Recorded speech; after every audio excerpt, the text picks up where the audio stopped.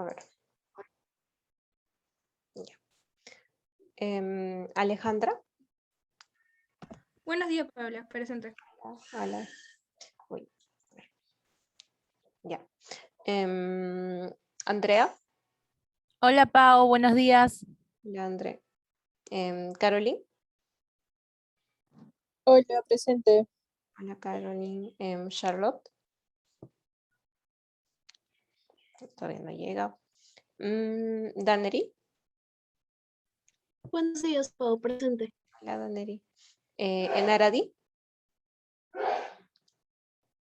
Ya todavía no ingresa. Uy, sí, está bien. Ya. Vamos a Jorge. ¿Está Jorge? Ya. Yo sí me dijo que no venía. Josefina. Ya todavía no llega.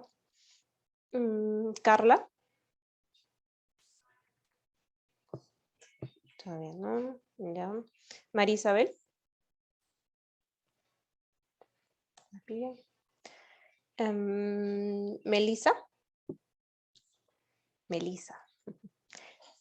Esas Melisas. Ya, no está todavía. Nayeli.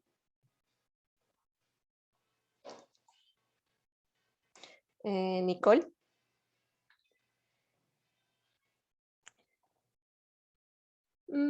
Patricia. Hola, Pau, presente. Hola, Pati. Ya. Silviana. Está. Ay, Nicole, ya. Ya listo. Pamela. Buenas, presente.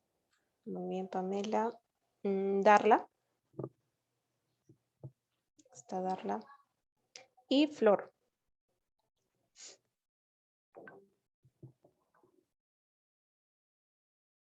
Ya. Listo. Entonces vamos a comenzar. Listo. Ya. ¿Me confirman si se ve bien la pantalla? Por favor. Sí, Pau, sí se ve bien. Ya, perfecto. Entonces el día de hoy nos toca hablar sobre trastornos de la conducta alimentaria. Esta clase es facilita, así que vamos a hacer énfasis en los puntos más importantes nada más, ¿ya? Listo, entonces vamos a comenzar. Bien, lo primero que nos mencionan en su clase es acerca de la pérdida de peso, cómo definirla o qué factores tendrían que ver o influenciarían esta pérdida de peso. Por ejemplo, tenemos a una ingesta energética baja, ¿verdad? Cuando no comemos o no consumimos suficientes calorías de las que deberíamos, ¿verdad? O también podría ser mayor gasto energético,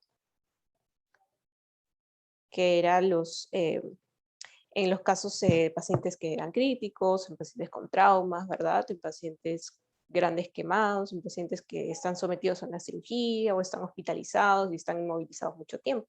Ahí aumenta el gasto energético. Puede ser también que esta sea involuntaria, ¿verdad? Involuntaria.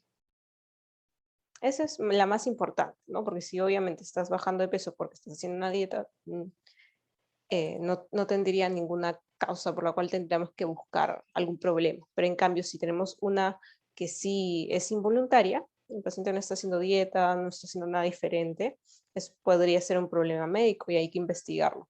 O también podría ser psiquiátrico, ¿verdad?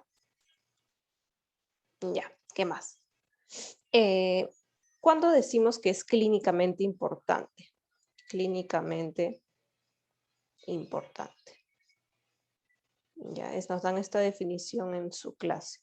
Cuando es mayor, esta pérdida de peso es mayor del 5% del peso corporal usual en 6 meses, en este periodo de 6 meses.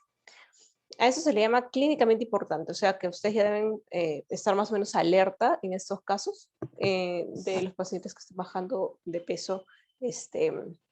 Bueno, en realidad no es tan rápido, pero nos dice que es una causa clínicamente importante para investigar estos pacientes. ¿Qué más? De aquí es más importante esta definición, sarcopenia. ¿Ya? En este caso, la sarcopenia es una entidad en la cual va a haber una pérdida, ya va a haber pérdida o disminución de la masa y también de la calidad, ¿ya chicos?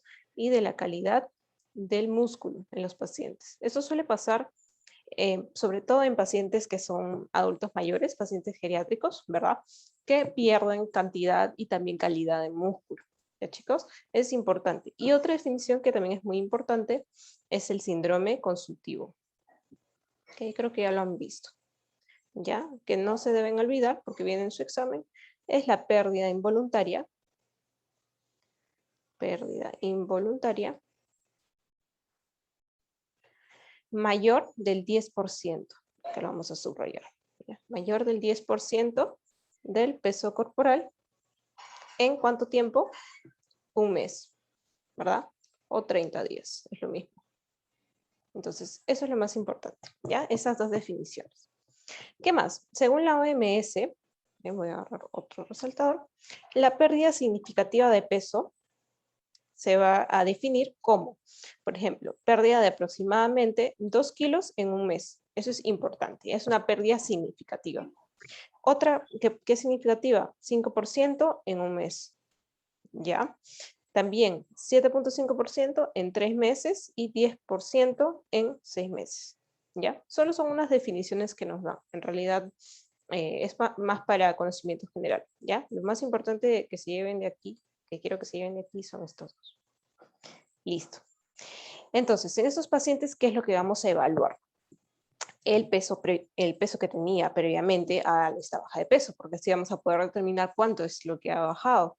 El patrón y la duración de esta pérdida, si fue muy rápido o si fue constante, ¿verdad? La pérdida de peso, o si bajó de peso, luego aumentó, si volvió a bajar o está en esa transición, o si bajó rapidito de peso, que es lo más característico en, por ejemplo, cáncer, ¿verdad?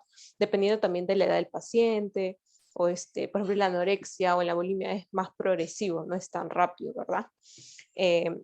Determinar si la pérdida de peso es intencional o es involuntaria, que era lo que estábamos hablando. Porque si es intencional no tiene sentido evaluarlo, ¿verdad? Sino más bien darle información sobre su peso actual y qué tan bueno es para esta persona que baje o suba de peso, ¿no? Porque si es una persona que tiene sobrepeso, obesidad y pues ha bajado, no sé, 10 kilos en un mes, pero es porque está haciendo una dieta muy estricta, entonces no es algo tan patológico, sino sería más bien algo, bueno, sería cosa de ayudarlos o de darles información, ¿verdad? Para que no bajen de peso tampoco tan rápido, no es tan saludable y sobre todo es para eso, ¿no, chicos? Ya, si es intencional, si no es intencional y si es que hay condiciones funcionales, médicas o psicológicas que podrían estar asociadas, ¿verdad? Alguna enfermedad que le hayan detectado, puede ser cáncer, puede ser VIH, cualquiera que pueda causar que este paciente pierda el apetito, ¿verdad?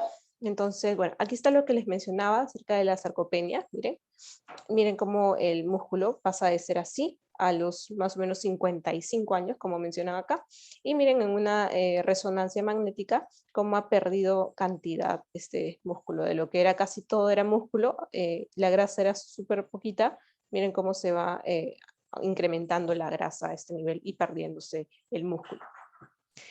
Bien, entonces ahora vamos a hablar sobre todo de los trastornos, ¿ya chicos? A ver, en primer lugar tenemos a la anorexia nerviosa, ¿ya? Aquí vamos a poner, es un trastorno de la conducta. Trastorno de la conducta alimentaria, ¿no? Es lo que estamos hablando ahorita. 3 características básicas de estos pacientes. Inanición. ¿Qué significa inanición? Inanición. No come, ¿verdad? O ayuno, es lo mismo, ayuno. Inanición, a eso sería, ¿no? Miedo a engordar. Más que miedo, es como una fobia a engordar. Miedo a engordar, fobia a engordar y síntomas médicos también. Listo. Síntomas médicos.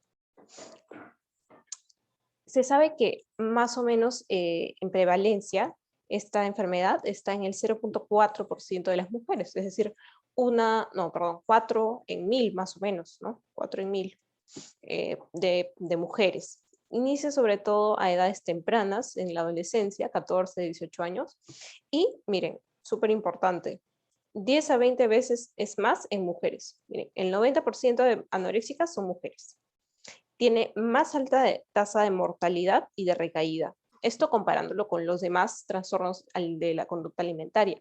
¿Ya, chicos? Es la más mortal, una de las más frecuentes, ¿ya? Y causa bastantes recaídas. Es muy difícil que estas pacientes salgan de esta enfermedad.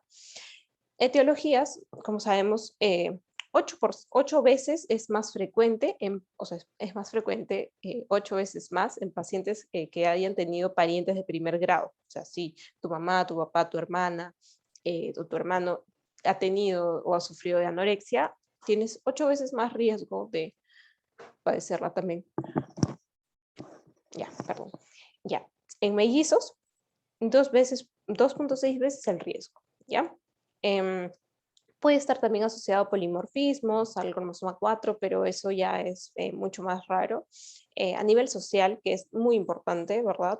Últimamente vivimos en una época en la que todo es redes sociales, es más, ahora en la pandemia mucho más, todos estamos metidos en el internet, en TikTok, en Instagram, y todo lo que vemos es cuerpos bonitos, ¿verdad? ¿Y qué pasa cuando vemos un cuerpo feo o para nosotros, ¿no? O para otras personas que pueden denominar feas algunos cuerpos, hay un montón de hate en las redes, y no solamente para cuerpos feos o los que ellos creen que son feos, sino que todos los cuerpos ahora los critican. Si estás gorda, porque estás gorda. Si estás flaca, porque estás tan flaca. Entonces, eso es muy importante, ¿ya? Esto es uno de los factores más importantes, la exigencia de delgadez y de cuerpo perfecto.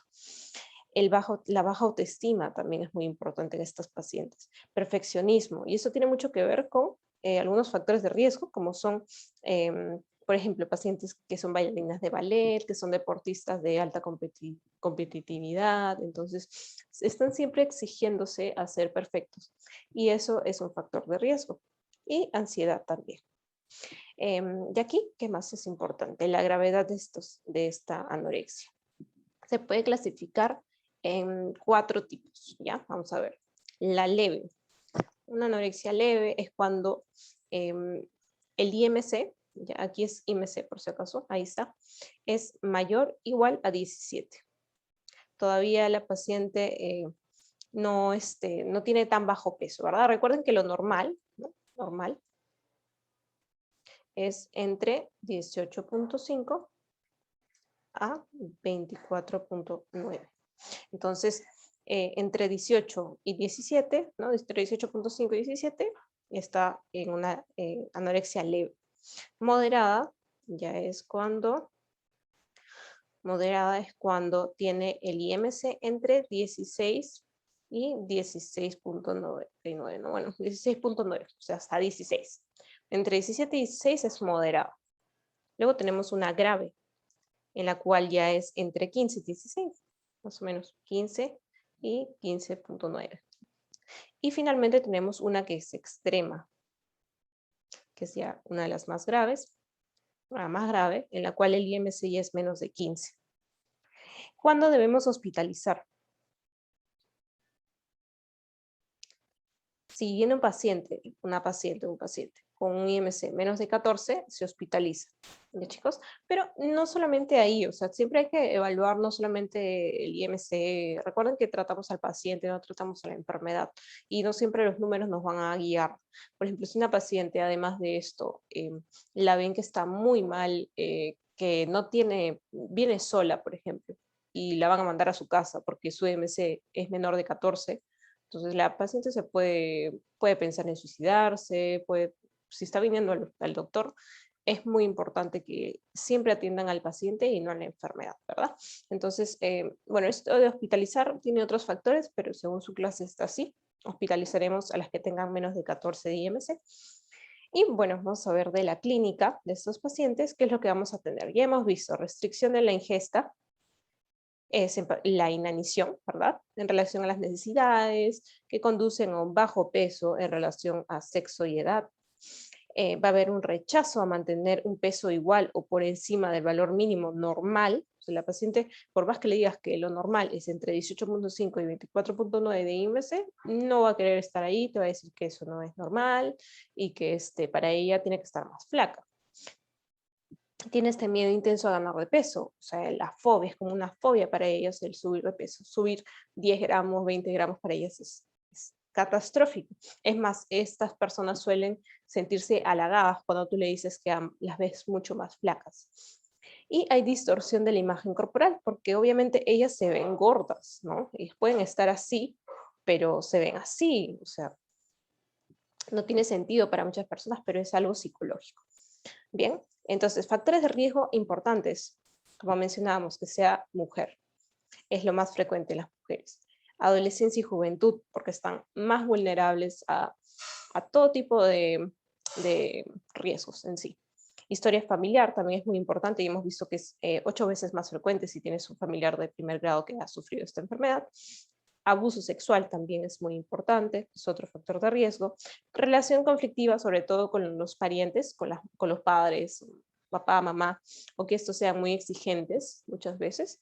Y las dietas exigentes también. Las dietas exigentes, sobre todo en bailarinas de ballet, deportistas, como mencionaba, de altos niveles competitivos. Complicaciones que tendremos en estos pacientes.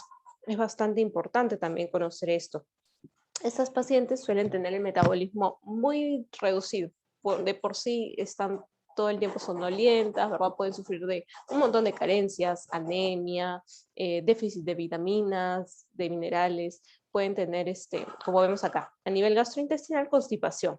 Bien, balonamiento, plenitud cuando comen. Ya una vez que quieren comer, se les hace mucho más difícil consumir tanta cantidad de alimentos. No sé si habrán visto, hasta en TikTok yo he visto casos de chicas que graban su proceso de recuperación de la anorexia y se les hace bastante difícil consumir una botella de yogur o terminar su plato de alimentos, porque es algo muy, muy difícil. Es más, en pacientes que a veces no, hay pacientes que a veces ni siquiera pueden consumir los alimentos y vas a tener que darles, como ya lo habíamos visto en la clase pasada, soporte nutricional, ¿verdad? Hasta que ya pueda nuevamente alimentarse por vía oral.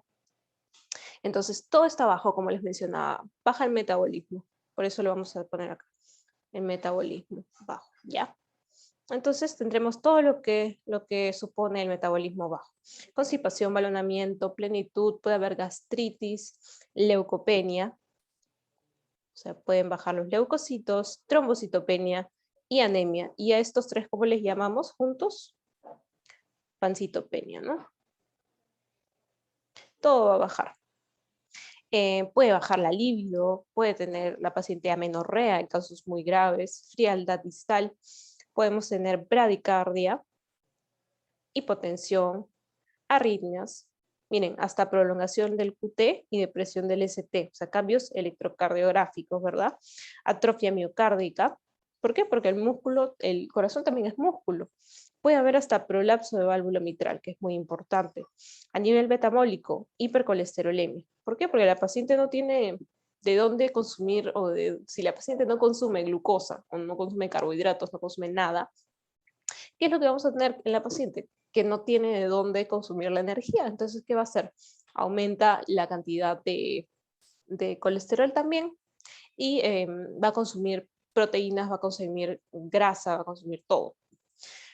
Aumento de carotenos, hipofosfatemia, puede haber deshidratación, ¿verdad? Y disturbios electrolíticos. T3 y T4 baja, es como un hipotiroidismo. Va a haber alteración del crecimiento también. Va a estar baja la hormona del crecimiento, la hormona similar a la insulina. Puede haber osteoporosis, lanugo, que es como un pelito, ese pelito con el que nacen los bebés. Catecolaminas bajas, leptina baja y grelina aumentada. ¿Qué más? A nivel del sistema nervioso puede haber agrandamiento ventricular, pérdida neuronal, miren, ¿verdad? Déficit de materia gris, etcétera, etcétera. Son un montón de cosas que va a conllevar esta anorexia.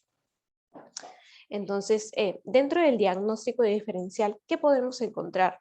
Algunas patologías que cursan con la pérdida de peso, por ejemplo, las neoplasias, enfermedades de tejido conectivo, síndromes de mala absorción, hipertiroidismo, tuberculosis, ¿verdad? Y diabetes tipo 2, acá es tipo 2. Ya. Enfermedades psiquiátricas también, desórdenes afectivos, un síndrome, un desorden o trastorno obsesivo compulsivo y esquizofrenia también. Entonces son algunas enfermedades que se pueden confundir en algunos casos. El tratamiento siempre va a ser multidisciplinario. Tiene que haber un psiquiatra, un psicólogo, un médico, el nutricionista y un terapista. Y también la familia tiene que estar muy implicada aquí. Si la paciente no tiene soporte familiar, va a ser muy difícil que se recupere. Entonces, lo primero que vamos a tratar es de restaurar el peso que tenía, ¿no? Y normalizar su patrón alimentario, disminuir estos episodios de compulsión, ¿verdad? O purga, corrección de las complicaciones que ya hemos observado y estabilizar las comorbilidades psicológicas de la paciente. Cuando hospitalizar, era lo que estábamos viendo, aparte del IMC bajo, que ya habíamos visto que era un IMC menos de 14, ¿no? Que ya es mucho más que extremo.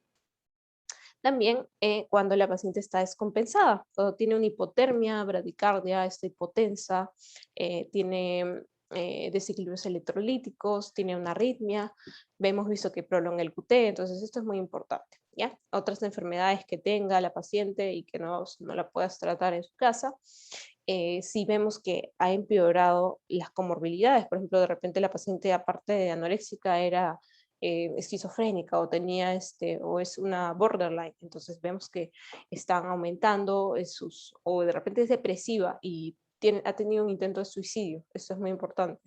Intento de suicidio siempre se hospitaliza, porque tú puedes dejar a la paciente un ratito, la mandas a su casa y la paciente se mata.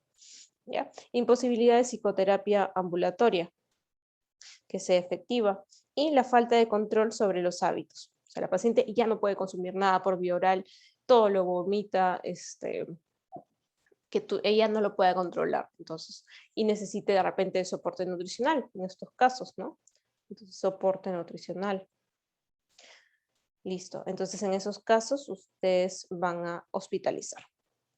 ¿Qué medicamentos se pueden utilizar en estas pacientes? No es para tratar en sí la anorexia, pero sí podemos utilizar antidepresivos y estabilizadores del ánimo para poder sobrellevar ese momento que es tan difícil para ellas y en muchos casos que viene asociado a lo que es la depresión, ansiedad, todos estos tipos de desórdenes, por ejemplo, TOC, también un trastorno borderline. Entonces, todo esto nos pueden ayudar ciertos medicamentos, pero el tratamiento en realidad no es eso, ¿verdad? Recuerden que siempre va de la mano con terapia psicológica y además el tratamiento nutricional. Vamos a tener que identificar los déficits que tenga la paciente, si tiene anemia, si tiene, obviamente que lo va a tener, algún déficit de alguna vitamina en particular o de algún mineral. Entonces el plan dietético inicial va a ir desde 1000 calorías y va a ir aumentando hasta, por ejemplo, llegar a las 1600. Va a haber un ritmo de aumento de entre 250 a 500 gramos por semana. O sea, cada semana le va a ir aumentando 250 a 500 gramos de alimentos. Y además puede que necesite, como hemos visto, soporte nutricional en casos que ya sean muy severos y necesite ser hospitalizada la paciente. Bien, hasta ahí con anorexia. Ahora vamos a pasar a lo que es bulimia. En bulimia ya es otro tipo de enfermedad, ¿verdad? Es similar, pero tenemos que ver algunas cosas para no confundirnos. En este caso también es un trastorno, ¿verdad? De la conducta alimentaria. ¿Y qué es lo que vamos a tener aquí? Vamos a aumentar. Aquí vamos a tener patrones de alimentación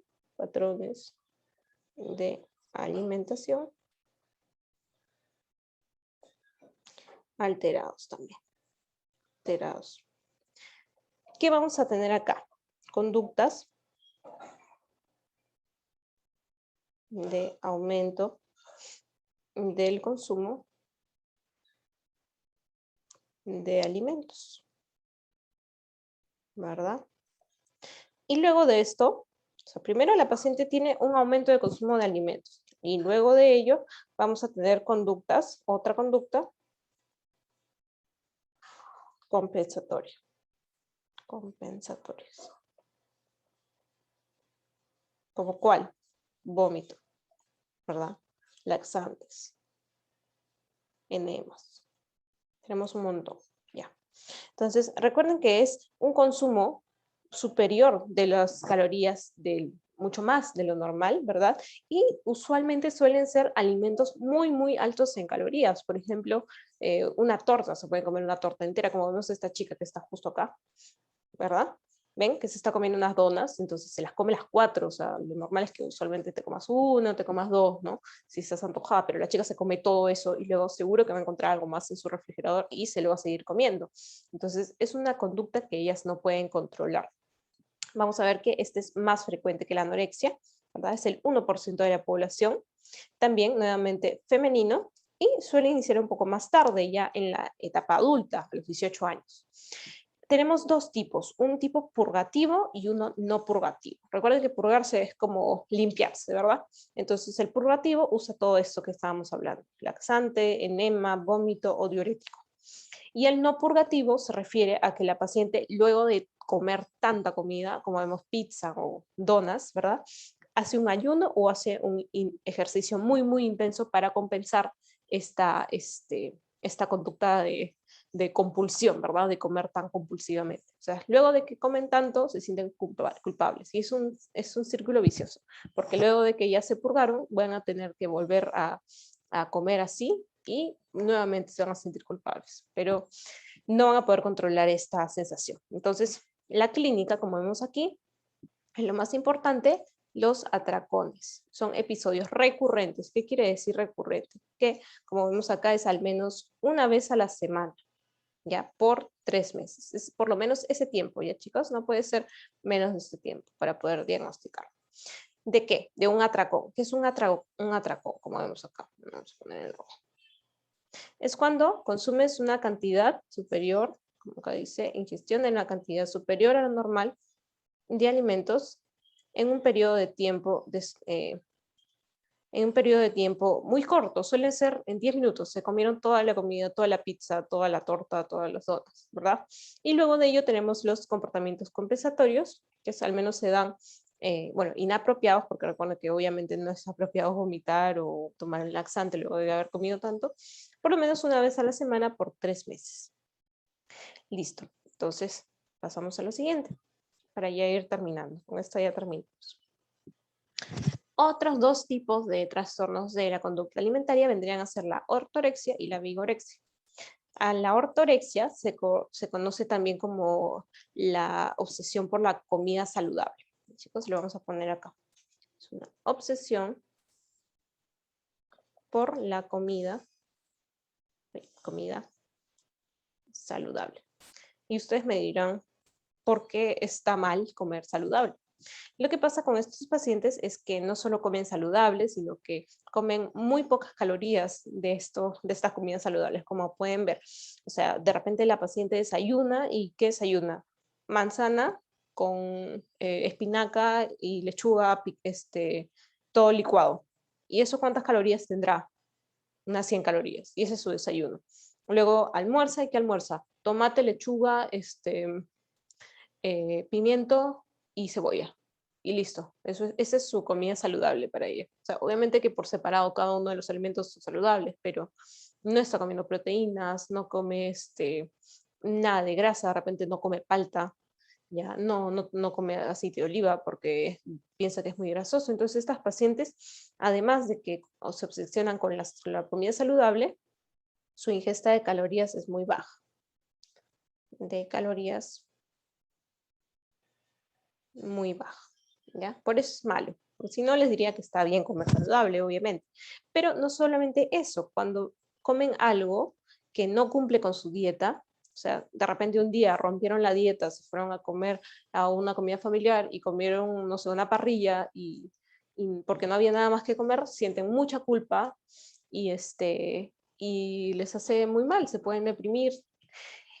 Vamos a ver que estos pacientes tienen una planificación excesiva. Están por ejemplo, el domingo se la pasan todo el día planeando qué va a comer durante toda la semana y tienen que cumplirlo al pie de la letra. Y si se salen de ahí, culpa. No alcanza el mínimo de calorías requeridas, era lo que me mencionaba. Y aislamiento social por su tipo de alimentación. Si la paciente o el paciente va a una comida y ve que todo lo que comen es grasoso, es alto en calorías, obviamente que no va a querer ir porque se le va a antojar y, como les digo, se siente muy culpable al romper su dieta, ¿no? Entonces se aíslan de estos tipos de alimentación y solamente se juntan con personas que comen así como ellos, por así decirlo. Y para finalizar tenemos a la vigorexia. Aquí tenemos otra obsesión, pero en este caso tenemos una obsesión. Uy. Ya.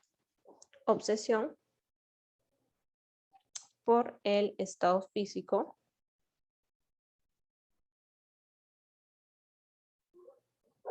hasta niveles patológicos. Listo. Entonces, estos pacientes se obsesionan mucho, mucho con su estado físico. Suelen ser estos que han visto de repente en Esto es Guerra, ¿no? O no sé, chicos que van mucho al gimnasio. Y esta es una de las más frecuentes en los varones, ¿ya? Esta suele ser más frecuente en varones. Lo vamos a poner acá. Ya, más en varones. ¿Qué ocurre aquí? Va a haber una dismorfia muscular. Nuevamente, el paciente se ve así, miren. Si ustedes lo ven así, está todo chapado, pero ellos se ven así. ¿Por qué? Si están súper hinchados, ¿no? Ellos se ven así, enclenques, se ven como si fueran muy, muy flaquitos o que les falta subir de peso. Entonces, va a haber distorsión de uno mismo. Se ven débiles, enclenques, ¿ya? Qué feo. Ya. Y en este caso hay actividad física extrema. También se van a aislar, al igual que en la ortorexia, se aíslan. ¿Por qué? Porque están todo el día en el gimnasio, están todo el día entrenando y puede haber ingestión exagerada de proteínas, puede haber abuso de sustancias como esteroides o anabolizantes para poder aumentar su masa muscular. Listo, entonces eso sería todo de esta clase. ¿Tienen alguna pregunta? Creo que está bastante clara, es bastante fácil relativamente esta clasecita. Así que ya bueno, parece que no hay preguntas. Voy a enviarles el pasito. Igual, como siempre, tienen 4 minutos porque está facilito. A ver. Crear. Listo. Ya, listo. Ahí está, chicos. Pueden ir dándolo. Tienen hasta la 1:10 para poder dar su pasito.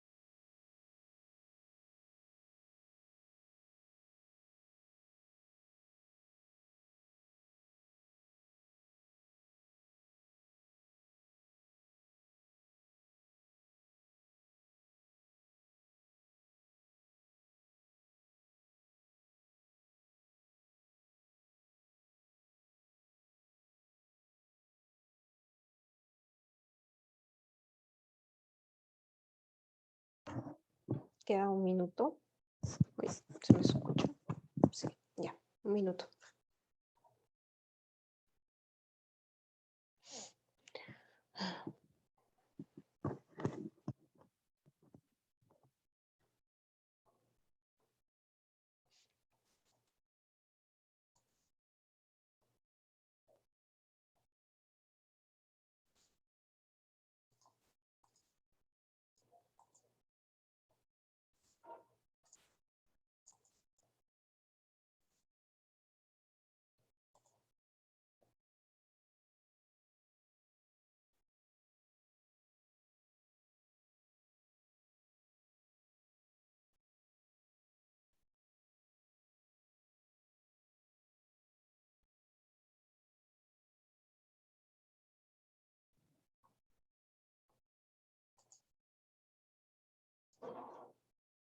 Listo. ¿Se me escucha? Sí, ¿no? Sí, ya. Ya, entonces envíen, por favor. ¿A quién le falta enviar? Ya, creo que nadie. Ya. Entonces voy a compartir y vamos a revisar. Ya. Listo. Paciente mujer de 17 años consume comida en exceso en periodos de tiempo muy cortos, seguidos de un periodo de arrepentimiento, por lo cual usa laxantes y vomita. ¿Cuál sería el diagnóstico aquí? Bulimia. Muy bien, bulimia. Trastorno de la conducta alimentaria caracterizado por conductas en las cuales el individuo tiene un miedo excesivo a ganar de peso, por lo cual consume muy pocas calorías y se puede acompañar de amenorrea. Anorexia. Muy bien, anorexia. Paciente varón de 30 años que se alimenta principalmente a base de vegetales y frutas y refiere que se siente muy cansado. En sus exámenes se encuentran anemia, además pérdida de peso, bueno, un peso bajo para su talla, y a la vez dice que cada vez que rompe la dieta saludable que lleva se siente muy culpable. ¿Cuál sería? Ortorexia. Muy bien. Y finalmente, definición del síndrome consultivo. ¿Cuál sería? El último, pérdida involuntaria de más del 10% del peso corporal en 30 días. Perfecto. Entonces, ya está. Creo que esta clase ha estado bien clara.